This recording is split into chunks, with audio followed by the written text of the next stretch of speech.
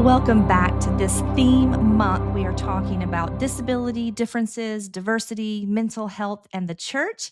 I am your host, Dr. Stephanie Holmes, certified autism specialist. And today our show is sponsored by Autism Spectrum Resources for Marriage and Family, LLC. I am super excited about the panel that we have with us today, but let me kind of take you back through this month because I really want you to listen to the month to get the theme. So we started off earlier this month, Dan and I sharing part of our story, our daughter Sydney's story, and interviews from many adults on the spectrum and their experiences with church. And then we went into talking about another area of having special needs kids and being a single parent or in process of divorce, and how the church really needs to step up and help single moms or single parents, especially when they have special needs kids. Today, we're talking about what you can do to make a difference. And then we end our month with two more experiences, John Fella and Josh Davis, who've been on the show, kind of talking about their experiences and how such ministries can benefit not only the family, but the community and the church body at large. So with all of that, I'm going to skip right in and have our panel introduce themselves. So Jillian, will you start us off?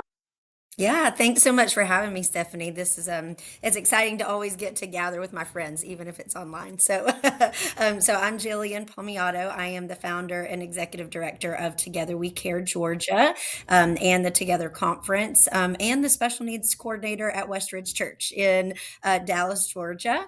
And yeah, so I've been kind of in this space since about 2013. So, quite a few years of being in this disability space, and prior to that, being in the special ed classroom. That was my first ministry opportunity, was the public school for 12 years. So that's me and who I am, and I'm just happy to be here.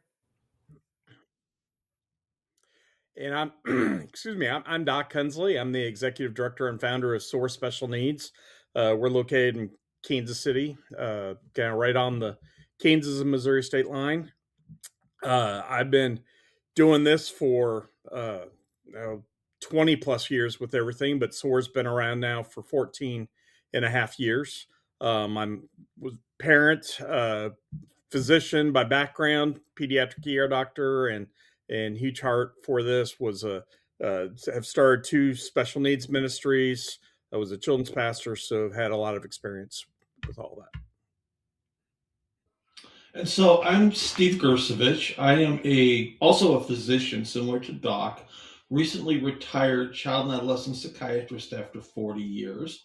I am the president and founder of KeyMinistry. We've been around now since the end of 2002. And our organization originally developed with a unique focus on helping churches to welcome and include families with kids with what we refer to as hidden disabilities, significant emotional, behavioral, neurodevelopmental conditions where there weren't outwardly apparent physical symptoms. And it was very evident to me from what I was seeing through our practice is that kids on the high end of the spectrum and kids with common mental health conditions, that they and their families oftentimes had great difficulty being able to be part of church. And so that's been a central part of our focus from the very beginning. All right. So collectively, I mean, just over 2 decades of special needs ministry here. Special needs teacher, pediatric doctor, psychiatrist in the field of child and adolescent development, plus Christians, plus a children's pastor. All of that experience on one screen is super exciting. And how I met all of you was through some of the various conferences that we're going to talk about. And listeners, if you've been following, you know Dan and I are in a season of transition. And so usually we would be posting about these conferences that we would be speaking at, but we are transitioning to caretakers. And so that's a different special needs ministry that we are being a part of in our home and family. So I wanted to make sure I got the chance to promote all the wonderful things that y'all are doing, since I don't have that opportunity to meet with you in person this year. So where I'd like to start our conversation is, since the inception of your ministry, and even from the small to the the larger scale. I'd like to start with things you're seeing the church, capital C, doing better, kind of spiritual evolution and growth, and just the positives that you're seeing, and maybe even how your ministry came alongside and helped a church or a denomination, because I know some of you, have that kind of influence. So I'll start with you again, Jillian. What are you seeing going well? How are we improving as the body of Christ to all of our members? Yeah, well, I would say definitely the biggest thing is awareness, right? I think that there has finally been this shift that it felt like it was going to take forever for churches to get on board to see that there is a whole entire population of people in their backyard that they're missing with the gospel message, right?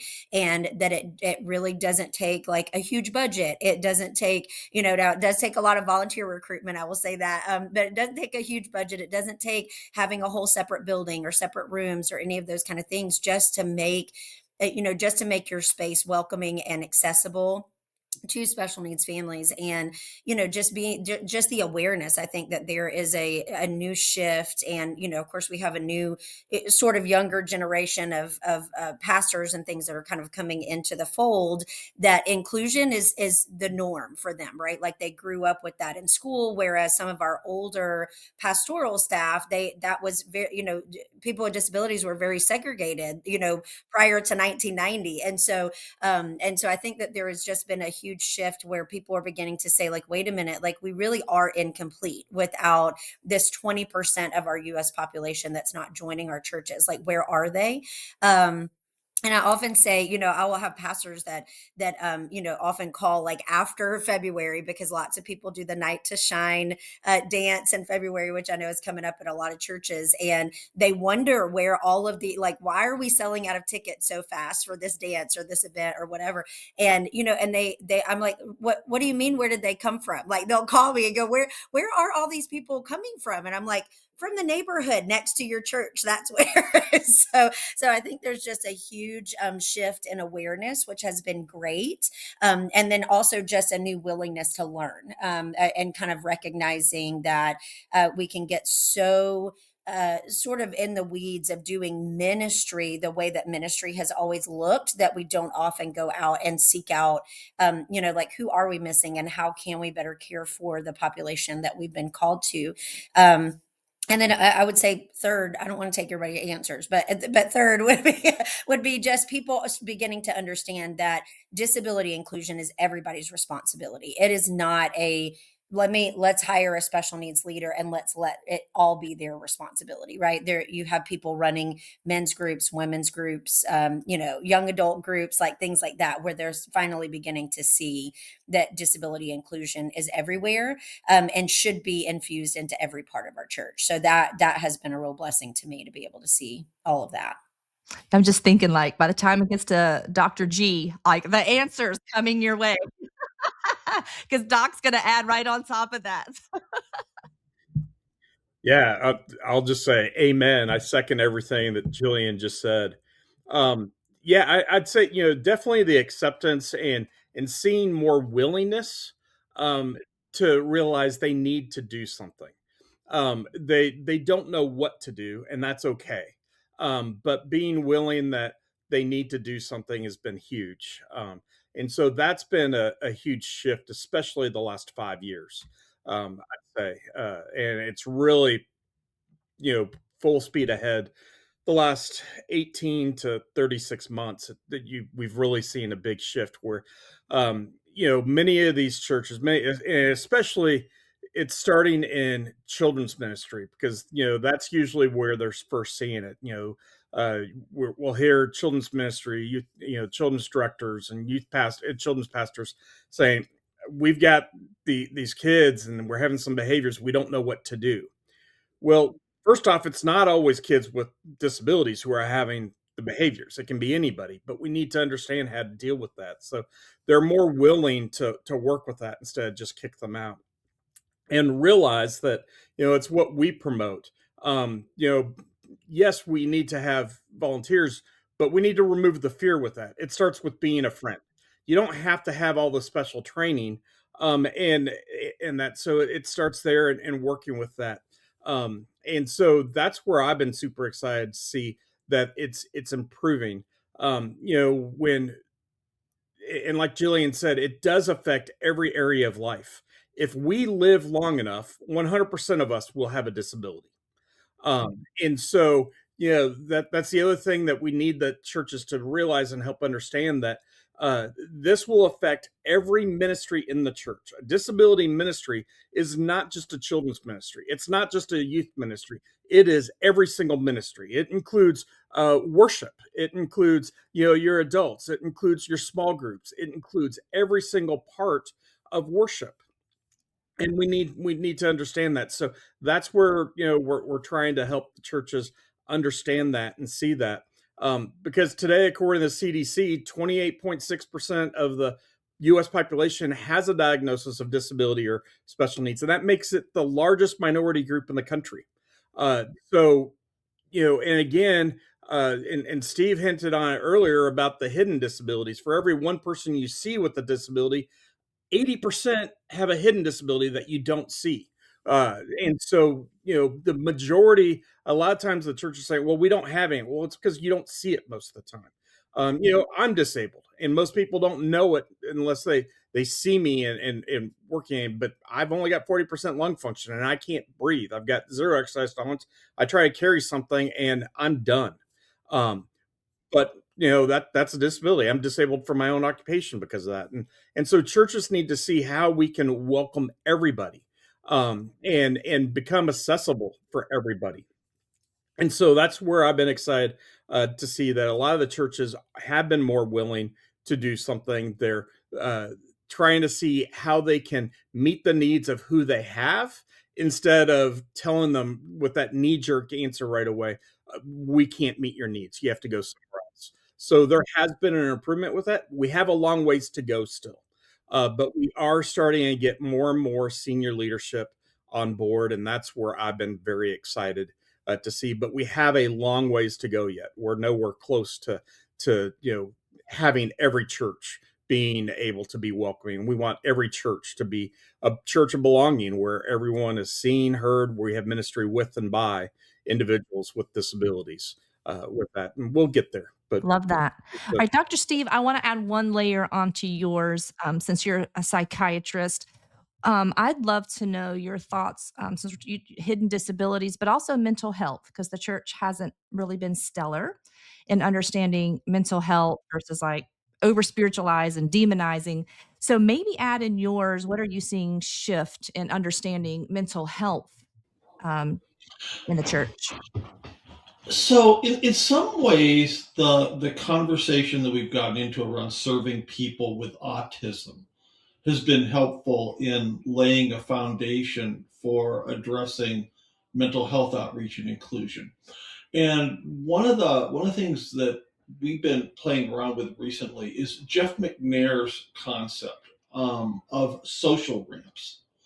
And the when you think about like the work that's being done with folks, on the autism spectrum around inclusion, I think that folks are coming to more of a recognition for the different ways in which church culture, and when I talk about that, I'm making reference to how the people of the church expect that folks are going to act and interact when we gather together for worship, for fellowship, for service, for Christian education.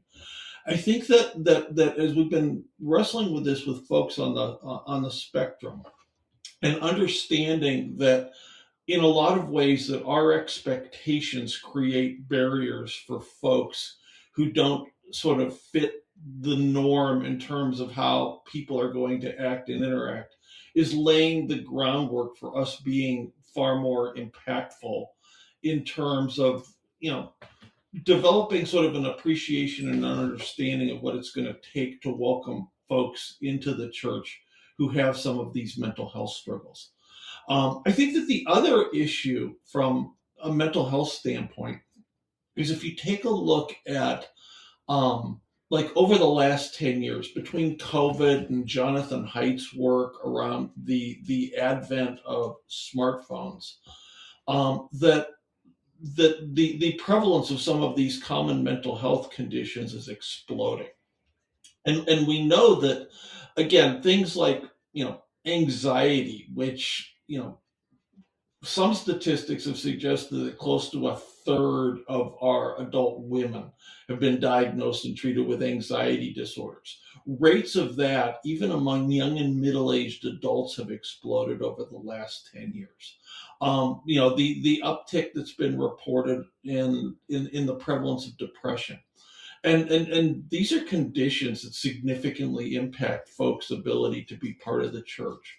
And as more and more leaders and their families are impacted by this, I think that there's more of an appreciation and an understanding of the need.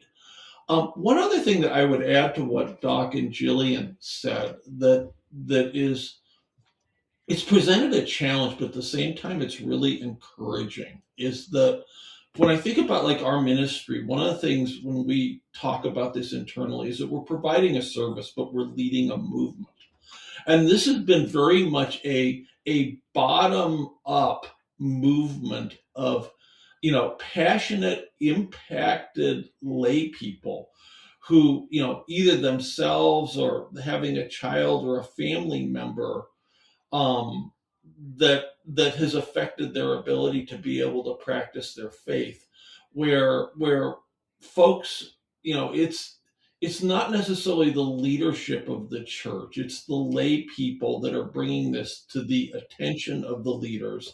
And that one of the neat things about like the conference that Jillian does and the gatherings that we host and the stuff that SOAR had done is that we've been able to use technology to help folks who have this common calling and this common passion to get networked, to resource one another, to support one another, and as a result, we have sort of this bottom up groundswell movement that is clearly beginning to have a significant impact. Wow, so many things. I would say anecdotally, I definitely see that shift, like you were talking about, Jillian, from the age of the pastor and kind of what the belief and thoughts about people with differences are. I'm definitely seeing that shift as younger um, pastors are coming in, and especially more and more maybe who are in blended families or have a mental health issue in their own family or a special needs child, being able to get into places of leadership and being at those tables. And the second thing I want to talk about this piece, what I had hoped would happen during COVID is neurotypical families who are kind of forced into a living room where that was your only space to have church was your television. I'll admit, the first 5 or 6 weeks, I was like, "Yay, I don't have to get up, my PJs, this is fun." But by week 6, I'm like, "I'm sick of this. I'm sick of this." And we had teenager young adults, but our dog, just our dog in the living room was a distraction. So, special needs families, you can't watch anything on television without interruptions when you've got little kiddos, running in and out. And so what I was hoping is this, like, all of us in it together like, wow, this is really not the way to do church. It's your I'm on vacation, I have a fever, I don't want to spread germs option, but it shouldn't become our, well, we're just going to keep online stream and all of our folks with disabilities, y'all just stay home and we're offering a service to you. And this should be kind of good enough. So I sadly kind of saw some of that turn where our disability special needs hidden disabilities ministry is we're going to keep the streaming on. So I'd really love for each of you to speak into why streaming and online is just simply not enough as your go-to. Yeah. Yeah, so I mean, yes, I think it's a great option, right? Like we're all very happy about the blessings that came out of COVID. I just call them COVID blessings, right? That like we can do things like this, like a podcast, or we can, it did cause a lot of churches to kind of pivot and look at their technology and how are we able to reach other people. And I will often have churches that ask me that, like, well, isn't that just okay as long as we're doing online streaming? And I'm like, oh my gosh, no, like it is not just okay. And I just know from my own story of, just whenever I received salvation in my early 20s, like really, really, got to know Jesus as my Lord and Savior. And the way that my husband and I made decisions around our church community, like our parents don't live here. We made really tough decisions when our kids were little about, like, oh my gosh, shouldn't we move close to the grandparents? Or my husband's, parents are in South Florida. We're like, oh, wouldn't that be great to raise your kids at the beach? Right? And so and all those things. But then every single time that we would really stop and pray about it and really look at our lives where we were, a lot of the decisions that we made were centered around our church community where we went to church, because those were our people, and that was the place where we belonged. And it really became such a passion of mine to like, not only just I mean, obviously the ultimate goal is to show everybody who Jesus is, right? Introduce everybody to Jesus. That's what we want, so for eternal purposes. But for while we're here on earth, it is so important that we also have a community of believers surrounding us, helping us to remember to stay in our word, to transform our minds with the power of God's word, getting a place where we can corporately worship with others, where we can gather together. And I just feel like it's just against scripture, right? Like it clearly says, let us not forsake the gathering of the people together. Like, it doesn't say like, oh yeah, you should gather over a screen. Like, and of course I know that wasn't the context of when the Bible was written, but the moments that I have been able to personally have with being able to just walk into a church building on a Sunday morning just feeling so weary, bad week, maybe it's a tough season of a few months, kids are sick, you're struggling financially, like all those things, and to be able to walk in and just hug somebody that I knew was praying for me, or for somebody to just walk up to me and just ask, like, how are you doing, like, really, like, how are you really doing? And I used to have a friend of mine who's now home with Jesus, but he would always say, "Hey, Jillian, how are you doing?" And I'd be like, "Charles, I'm great." And he would go, "But how are you really doing?" Every single time, and that always meant so much to me, that I could walk into a church building and have that experience. And there's just so many of our families with disabilities that do not have that experience, and it truly,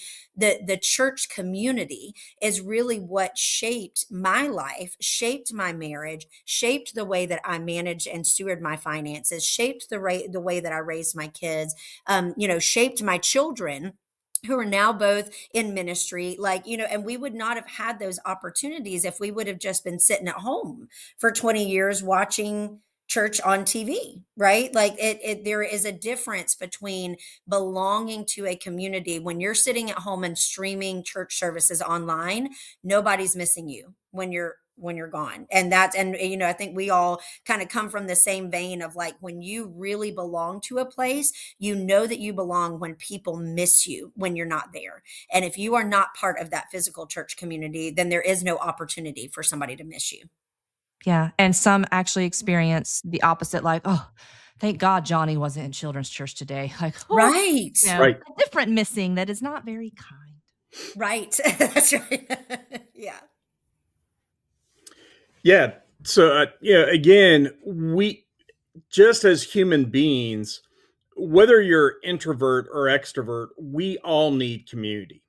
And we need it at different levels, but that's why, like you said, during COVID, that's why there was a meltdown, mental health meltdown, really near the end, because everyone needed out, they need community. And that's what I actually use that sharing when I explain what life is like for a family with disability, because they actually got a taste, because for most families with disability, it didn't end at 8 weeks. That's everyday life for them, because it's hard to get out to the stores. It's hard to go to a movie, to a restaurant, let alone church, with all that. But we need community. We need to have other places. The other thing that's so important with that is, we all know as parents, yes, it's our job to be teaching our kids and doing that, but they're only going to listen to so much from us. So we need other people pouring into our kids, especially the spiritual component to that. So if we can have other people assisting us at sharing the gospel and sharing the truth with our kids, it's more apt to stick. and they're going to get it and understand it and see it differently than we do, or do it in a different way than we do it, so that they will be able to grasp that, and that's what we want. At the same time, the parents, they need that community. They need to have others. They need to be able to fill their spiritual tank, and know that when they're having a really bad day, someone can be praying for them and just be there for them. But when they are just at home, nobody knows about them. They're forgotten. And very much like you said, their belonging is being missed. It goes back to the saying, diversity is being asked to the party, inclusion is being asked to the dance, but belonging is being missed when you don't attend the dance. Um, and so belonging at the church is, you're missed when you don't show up. And it's just like you said, there, Stephanie, it's not that, woohoo, Johnny's not here today, we're not going to have behaviors. It's, oh man, Johnny's not here today, it's not going to be the same. We're not going to get that joy and love that he gives, because they have so much to give. We need to oversee, forget the negatives and focus on the positives. And you know what? If we know how to work with them and love them and put them in situations to succeed, we're going to have a lot fewer of those behaviors and a lot more of the positive aspects with it. So these families are desperate for community, and it's our job to do community. But we also then have to educate the church in knowing how to welcome them. Because the other thing our families are desperate for are small groups. Most churches go with small groups. And then our families try to get into a small group, and it's rare for a family to make one or two small groups before they're asked to leave. Because most of the time you bring the kids there and they're in the basement, and something happens, or they're weird, or someone got in their child's face and they got hit or bit, and next thing they're doing is they're calling the executive pastor or the discipleship pastor and saying they can't be in our group anymore. And so we've got all our families with disabilities who desperately are looking for community. They're desperately wanting to belong, but the church yet is not helping them truly belong. So we've got more that we need to go there. But just having a streaming service, yeah, that's great, because there are some days, like you said, yeah, and especially now that I'm not on staff at a church anymore. Yeah, there have been some Sundays, I will freely admit, you know what? How about we just sleep in and stream tomorrow? Because I need to sleep in, and that feels so good, and I have zero guilt over it. But at the same time, I miss the community. I miss seeing others and doing that. And while I can still hear a great message, it's not the same as being there. It's definitely different with being there. Even the worship, it's different. And so it can be a substitute, but it should not be a replacement. And that's how we have to change it. And so we can't think of that as being a replacement of meeting the needs of our families. It can be an add-on to help when something's going on. If a child's sick, if you're sick, wonderful. I just, got done having a major surgery, and I'm still recovering. I've got a year and a half recovery from it, but there were 2+ months I stayed home because I literally could not sit upright that long without severe pain. So I streamed for 2.5 months. And I was still able to be part of the church. And so that's important, but we can't have that be a replacement. So we got to find how we can still help our families have community in the church, because we are all, and nobody believes me, but I'm a massive introvert. I can fake it and act like an extrovert, but I will recharge by being by myself with it. I still need community. I still need to be around others with it. So we all do, no matter who you are. So to follow up on what Doc said, I mean, there's been so much described already. When we talk about this issue of technology and welcoming families and how it might be a tool, think about it like a medication or a treatment in medicine. That there are potential benefits. There are very significant adverse effects or side effects associated with it. it may help some people to varying degrees. It may be a significant problem for others.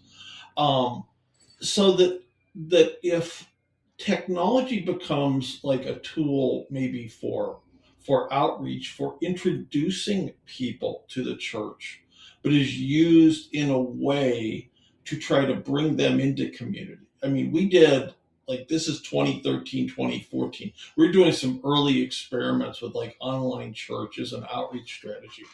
And Doc harkens back to COVID. And I remember seeing, like, on Facebook or Instagram, a video from a family from my practice about, with their son with autism in his pajamas singing the hymns on Sunday morning, which he was unable to do previously because their sensory experience at church was too overwhelming for them. A lot of people with anxiety, the first thing that they're going to do, because, like, basically folks who have significant anxiety, we've got lots of research that shows that their brains are basically hardwired to overestimate the level of risk entering into a new or unfamiliar situation.